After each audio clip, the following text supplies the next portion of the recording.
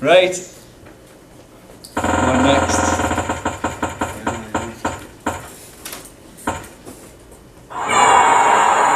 there this time.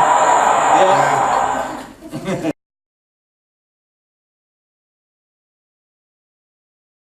I was hoping I was going to go after break and I could settle my nerves. My name's Amy-Leigh Dickinson. I'm from George Stephenson High School. And this is awful. There's so many of you here. I'm here to talk to you tonight about Sagata Mitra and soul. I came across Sagata Mitra's work quite by accident, really. My head teacher did an assembly, and it was a good assembly. Not that he doesn't always do good assemblies, but this was a really good one, and it was really interesting. And he was talking about this professor at Newcastle University and about all of his work. And he is being credited with influencing the movie Slumdog Millionaire, and that hooked me straight away. And he talked at great depth about how all of the children in the slums in India were never going to be educated because as teachers, nobody's going to pay us to go and teach the children there. So how are those children ever going to get any better? So what he did was he decided to sink computer screens into the walls in the slums in India. And he's noticed things that were very interesting, that children actually didn't need a teacher there. They could teach each other.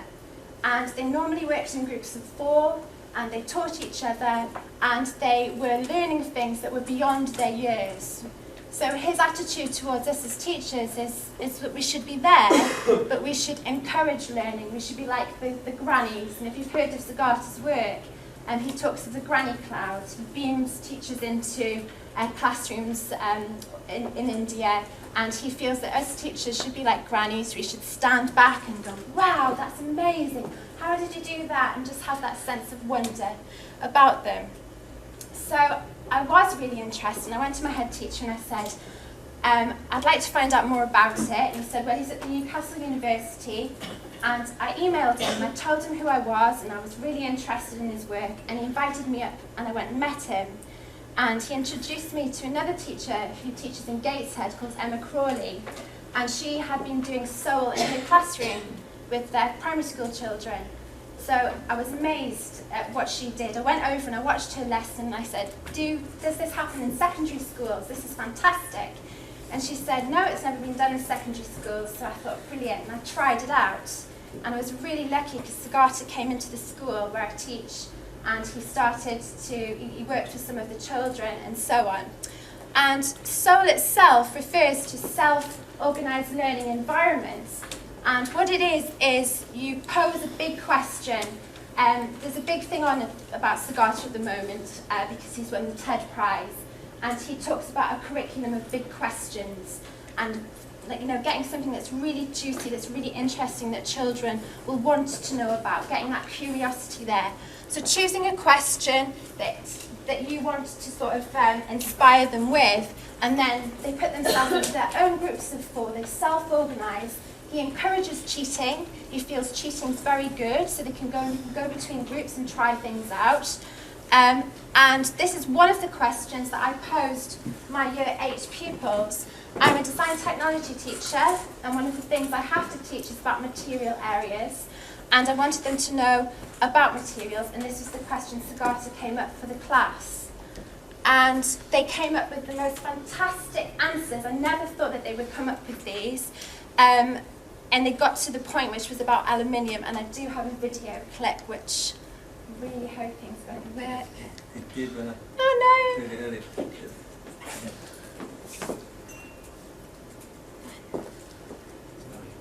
It's okay.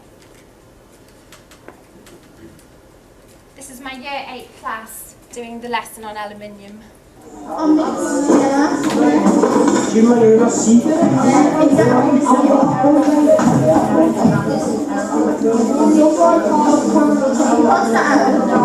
exactly the same. Arabian black felt.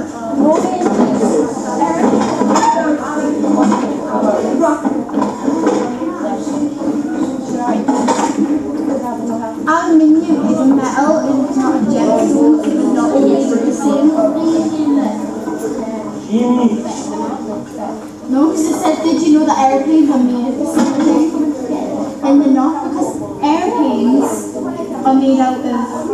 aluminium.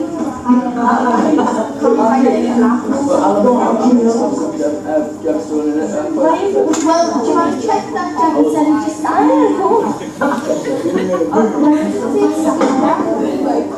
yeah, that's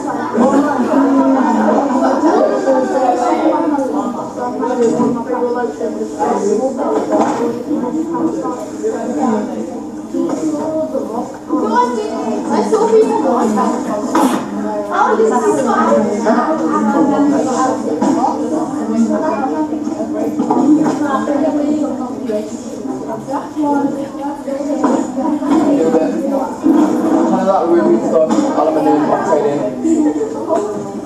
what's aluminium oxide?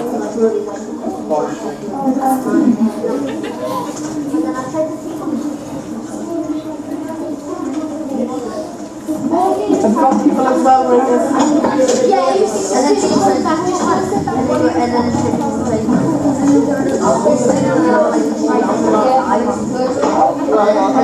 then he didn't realise I could actually get rid of it. They never carry one of the Finnish people for that salt. Okay, and that girl there, Morgan, she's class, she's dead stroppy.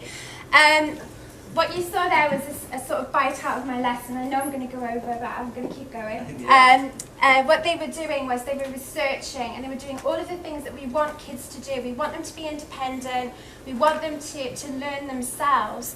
And they were doing that. And really, my role in that lesson, I just stood back and I was a scribe. I observed what they were doing. The key thing with Soul is the children work for 40 minutes in this group of 4, and then they have to present back to the rest of the class, and they have to be up for questions. So the rest of the class have to ask questions back to them, and they have to justify their answers. So there's a real sense of deep learning going on there without any interference from me at all. It works really, really well when you want to set off a new project or anything, because they come up with things that you would never even have thought about. I teach year 12 and year 13 as well, and it works brilliantly for them because year 12 and 13, I don't know about you, they actually want you to give them the answers. They don't want to find them out themselves. And this is an example of one that they did. They did get really stressed when they did it because they weren't used to this kind of lesson.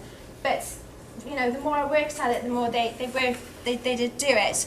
This unit that I teach is about complementary therapy, and the question was, can you kill a goat by staring at it? And I know they thought I'd fallen off, you know, whatever, but they came up with some fantastic answers about mind over matter and stuff like that.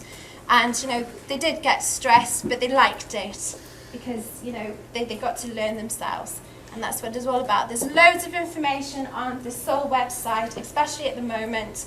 And there's also a fact file there that tells you how to go through the stages of Soul, much more articulate than I've done tonight.